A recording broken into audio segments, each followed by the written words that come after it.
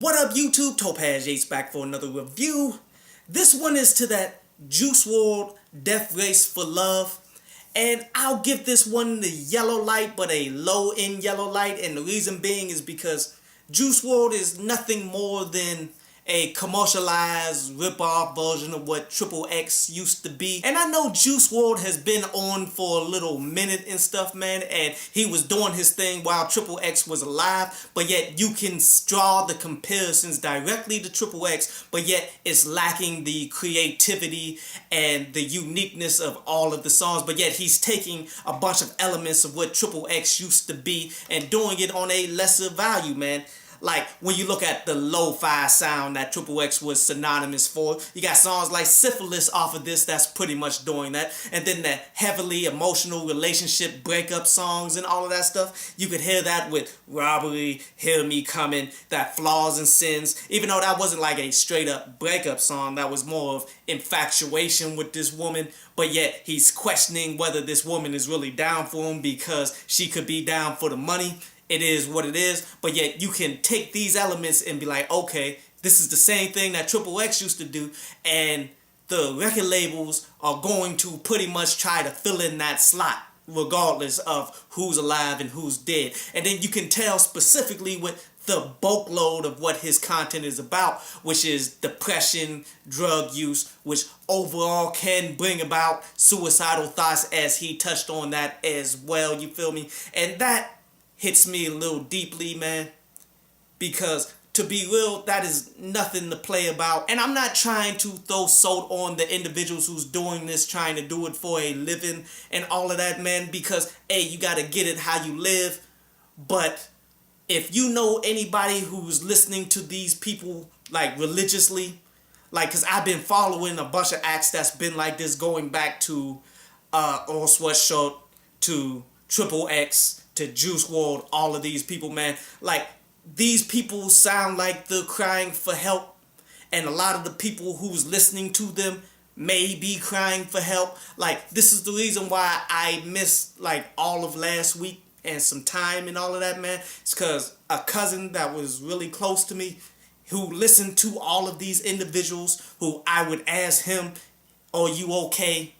Like, this sounds like you listening to all of these people that's crying for help, or you crying for help. And he always told me, man, I'm alright, man, I'm just trolling all this, but he ultimately killed himself. This is nothing to be, promoted or taken lightly and all of this stuff, man. Like, if you know somebody who's listening to these people religiously like that, man, don't be afraid to ask them if they need help, and get them help if they showing some weird symptoms and stuff like that, you feel me? But let's go ahead and break down this album, dude, where, why is it that the weaker of all of the MCs, or the people that really can't hold their own, they tend to be the ones who want to go ahead and make 22-track projects? With this joint, man, it should not have been this long. It should have been 7 songs tops, because he doesn't have enough to talk about, but yet we should all know the game by now. See,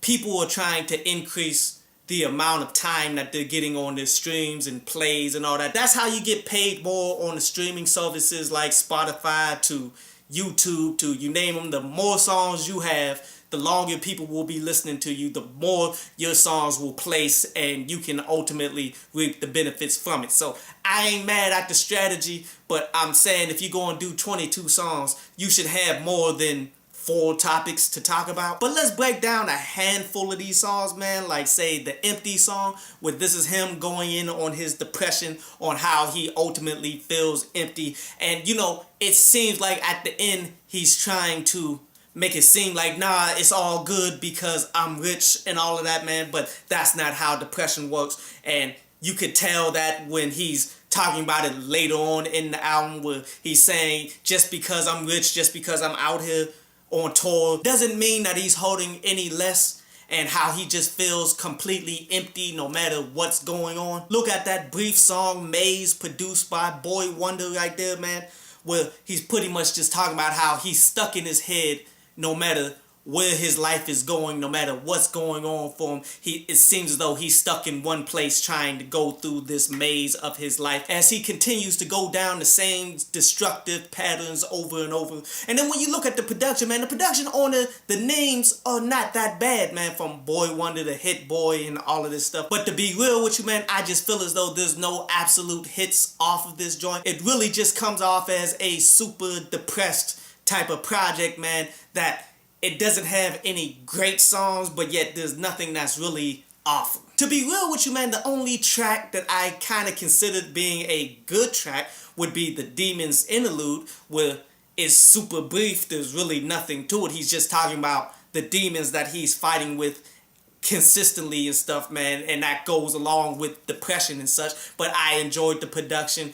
I just wish he would have made it into an actual song. The song Fast was alright, where what he's talking about on this is how his life is just going so fast with the success that he's been living in all of this, but yet that doesn't mean that he's happy because he's super miserable and depressed still. To be real with you, man, there's only but small bits of lyricism throughout this entire project, man. Like how he said he'll turn your block into a Picasso off the Big song. Like, not a great bar, but yet that's the best that you could hope for. And on the same song, man, he's saying, I got that pump. And it's ironic how the pump made him pump his brakes. No little pump, but I got the twin Glocks like it's Gucci Gang, as that may be his best lyrics on the entire project, as he tries to do a wordplay and it plays.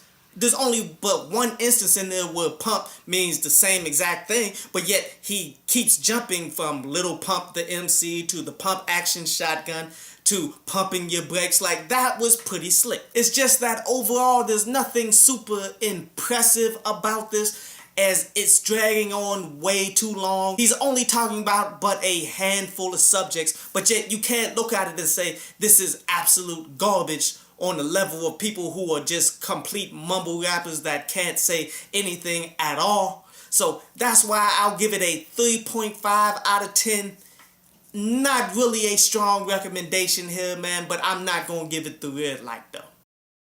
I hope you enjoyed the show. You can follow me at Twitter up there, and you can go to downloadpads.com, that's down there, to read today's article.